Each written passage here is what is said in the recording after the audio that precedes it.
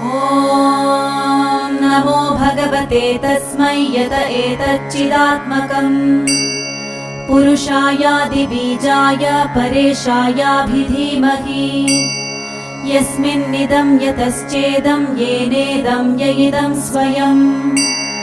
योऽस्मात् परस्माच्च परस्तं प्रपद्ये स्वयंभुवम् यस्वात्मनीदं निजमाययार्पितं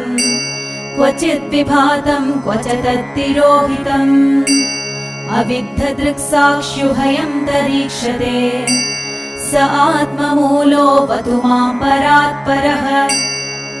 कालेन पञ्चत्वमितेषु कृत्स्नशो लोकेषु पालेषु च सर्वहेतुषु